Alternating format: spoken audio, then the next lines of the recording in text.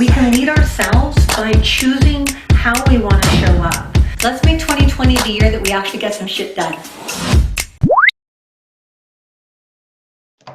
All right, so Holly, thank you for joining me, coming and playing in my sandbox via Zoom.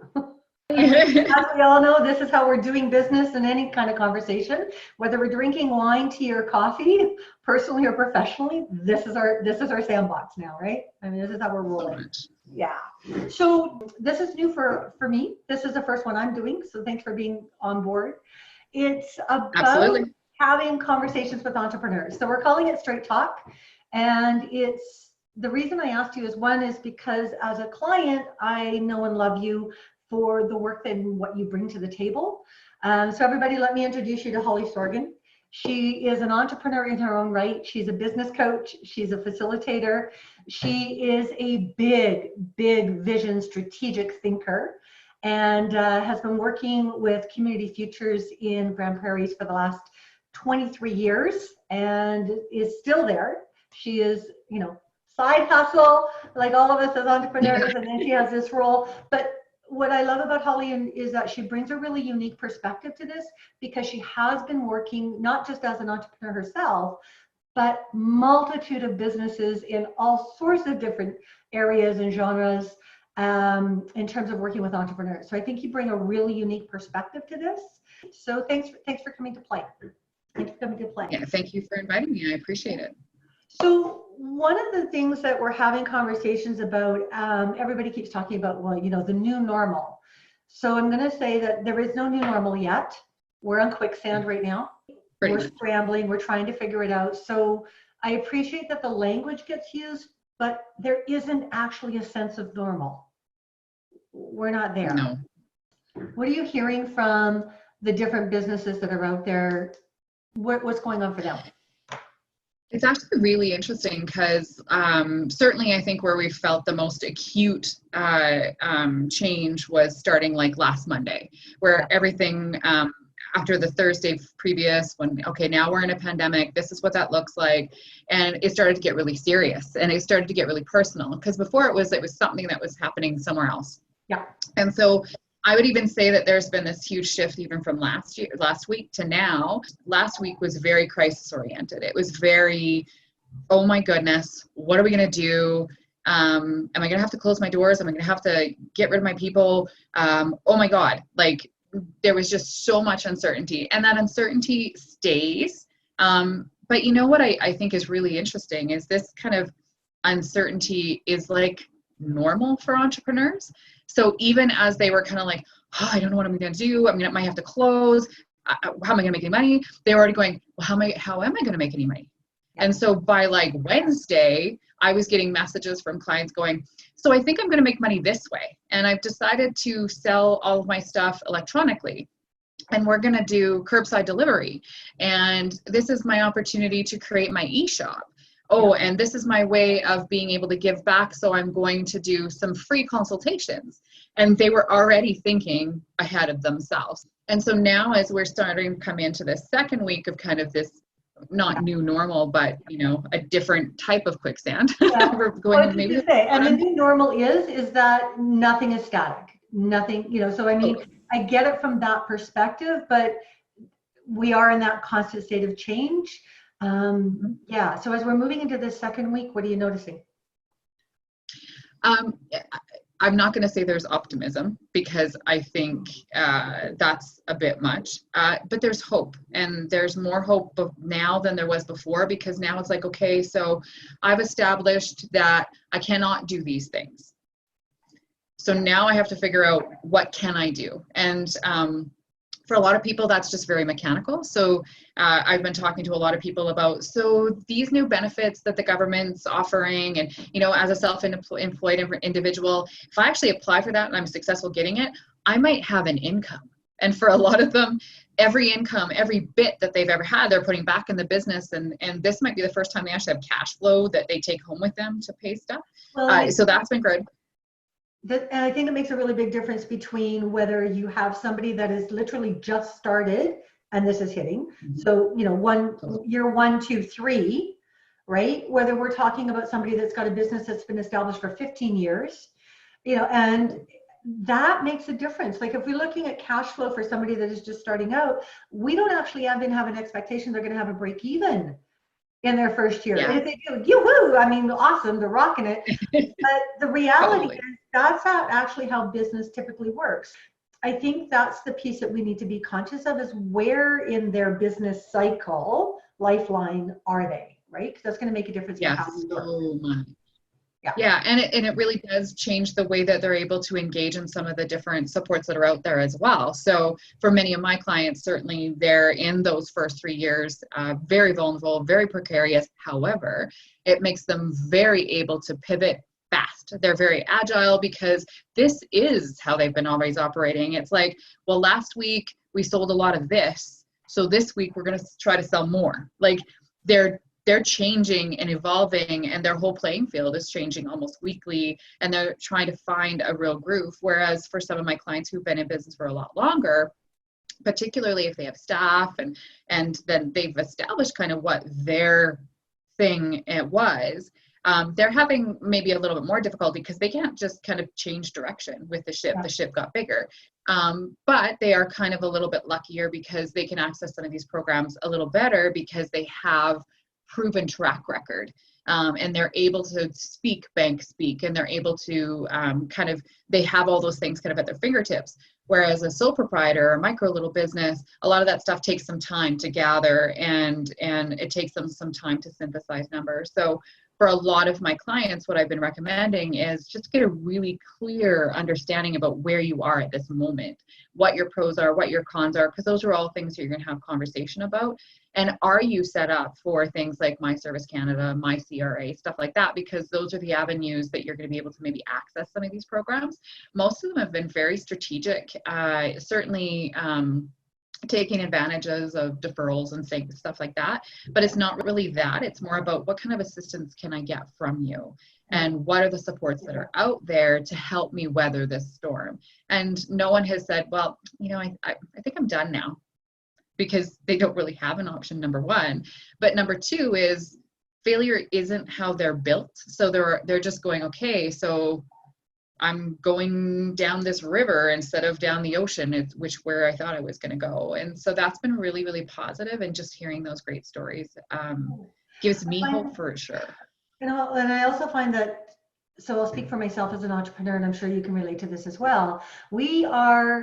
Although we can get into panic, don't get me wrong, I have hit the valley, and I have spent 2 days kind of went, oh fuck, what this is going to look like.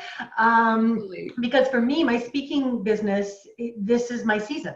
So speaking and training and all that kind of stuff. So March through June, 90+% of my on the books business is now gone, right? It just gone. So, but I also recognize in myself and a lot of entrepreneurs that I work with, we create our own reality regularly. We create our stories about what we're capable of doing. It's not about negating what's going on. It's not about being ignorant of the intensity and the cost that this is having. It's about those of us that are stepping up out of that valley and saying, this is real, but the decisions I make today are going to impact what I'm going to be doing in 3 to 6 months. Right? So for me, I want to be able to stand there and look back at this time frame and say, I'm proud of what I did. So I am self-isolating. I'm proud of the business and the conversations that I had and the steps that I took. And I want to be that strength and calm that comes into the storm, because I'm like you. I actually like chaos. Right? And we know that about each other. We actually thrive on it. A little bit of an adrenaline junkie comes forward, but there's a part of me that loves getting into okay, how do I be a solution? What is that solution focused perspective? So, I ask you the question of, so when you look back at this 6 months down the road, who do you want to look back at and say, okay, that was my best self? And what did she look like? That's a fantastic question, and probably the most challenging one for most entrepreneurs, because we're so used to kind of just living in the moment, and thinking strategically isn't always the way that we flow. But I have given some thought to that, and I'm in a kind of lucky position because I do have a side hustle. I have fairly stable employment, being somewhat government funded. But where do I want to be in 6 months? I think what I want to be remembered as and acknowledged as moving forward is this business professional who really helped me. I'm that triage person who's able to say, what do you need right now? And how can I help position all of those supports that you require to help you be your better self? That's who I want to be, is to be the triage who made really impactful change and helped people get through this storm. So kind of similar, I guess, to you. Yeah. Well, and you are that person. So I'm going to speak to ask you to speak to a little bit about an award that you just recently received, because it is recognition for you being that person, and that was the Trailblazer Women of Influence. So tell me a little bit about that, because that is about Holly and what Holly does in her community. And that's always an awkward position to be in, I think, for most people. But I actually remember getting an email saying, hey, you've been nominated for this. And I kind of read it. And then I had my administrative assistant read it. And just to confirm that that's what it said. And I was like, having a kind of crappy day. And sometimes you just need those things to be like, oh, well, thank you. And then it felt weird. And then I didn't share it for a while.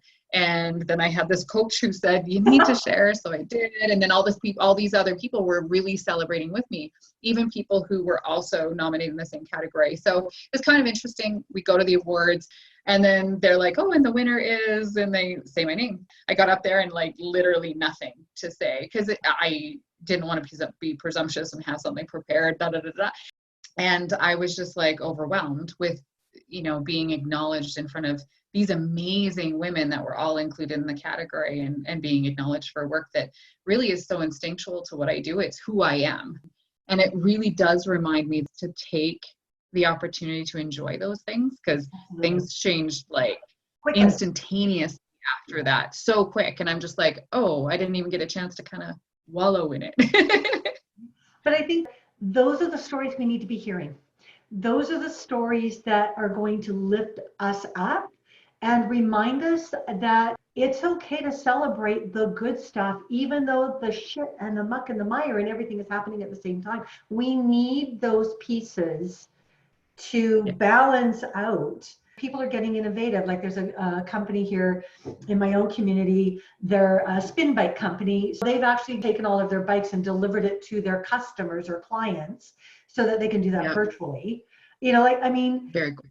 Crisis creates innovation. It's an opportunity to come, right?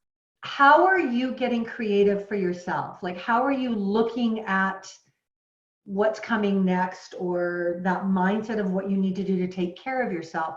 Because we're talking about working from home, but there is a big learning curve about being productive and efficient when we can quote work at home. Let alone whether or not we got partners, and all of my clients that have kids at home, and some of them aren't loving that experience, right? It's, it's just like, oh my God. So how are you keeping your mindset? Because you're working from home, right? You're virtual now in terms of your office. So what's working? What's not? I think for a while it felt like we were kind of just flying by the seat of our pants. All last week was just like inundation with information and inundation with connection, and having us very small team and staff members, half of which are fairly extroverted, half of which are introverted. We found a platform that works. So we touch base every morning about 8:30, which is when we normally start work, and usually touch base at 4:30 when we would normally be done. But I have found for my own purposes, though, is I need to have more specific boundaries than that. So I actually have to come into where my work office is, close the door, and consciously be working. And once I get there, I can be very efficient and I can be very productive. But if not, it's really easy to be sitting on the couch, kind of checking this and watching a movie and emailing and stuff. And I guess being somewhat productive and helpful because I'm still connecting with clients and stakeholders and that sort of stuff. But for me, I need a differentiation. A lot of people are struggling with that, especially extroverts. And I do feel for them because they feed off of the energy of other people. So I'm actually probably built for this type of work. But I also have to be really conscious of the fact that my team isn't all like that. So just trying to find out, what fits and being able to be flexible enough to connect to clients differently. So if they need to do a phone call, I'll do a phone call. If they want to do a Zoom, I'll do a Zoom. If maybe they just want to text back and forth because that's how they are, I've had to be fairly agile that way, because my comfort zone is not theirs. And before I could kind of make them fit it, but they're already in a place of uncertainty. So it makes sense to go to where they're comfortable as well. Same with my staff. Yeah. Are you noticing? So I've encouraged clients, and I actually took this advice from Leslie Cantwell. So I give her a shout out because this is where it came from, is snoozing the people that are not feeding you in a positive way. Because again, it's about keeping our mindset up. Facebook, Instagram, all of it. We can get bombarded with the Twitter feed and all the rest of it. So it's snoozing anybody that isn't serving my greater good, right? Or filling me up in a way that's positive. And it's been interesting because I've been willing to give myself permission to do that, because otherwise the information is just bombarding. So I'm asking clients to do the same now. One of my friends actually literally has taken her icons and they're on like the third screen over. So if she wants them, she really does have to swipe to get to them. But it's about having credible news sources. Go get the information when you want it, you need it, but let go of the barrage of information and the drama, because what I'm noticing for some people is that it's pulling them out of their A game. It's pulling them off track from being efficient and productive at home. And they've now, I'll get the phone call like, oh my God, I just spent 4 hours scrolling and I've done nothing. Absolutely. I tend to, I'm going to look at this. And then I look at all the comments, and then, 45 minutes later, I've been bogged down by people just angry and bitter. And I understand those things, but it's surrounding myself by people who just have a better mindset so that I can continue to be well enough to have hope and not be frustrated, because that's the worst thing I can do for my clients as well. So I think snoozing those individuals, not getting bogged down in social media. It's very easy to do. I think I spent a lot of time on social media yesterday, and it didn't give me any more purpose, and it never made me feel better. I just kind of was like, maybe I should be way more worried than I am. Right. Maybe I should go out and buy a whole bunch of stuff. Well, no, like instinctually, that's maybe what we want to do, but it's not the best use of my time or my energy. Maybe I just need to take some time, do some meditation or do some journaling. I feel like I need to have some accountability back to myself to make sure I'm spending good time in my day. Yeah, it's about coming back into, you're going to see the best and the worst of people. And how do I want to be my best? And how do I want to contribute to the greater good? Versus this, because this, like you said, you can spend 45 minutes and it doesn't actually take you anywhere other than down. So mitigating that sort of damage as you go through it. I find that for me, this has given me permission to really let go of what I was tolerating. It's sort of that slow drip of whatever was sort of happening in the business beforehand. And I'm like, yeah, I'll get to it. And now crisis for me always gives me permission to jump faster, move quicker.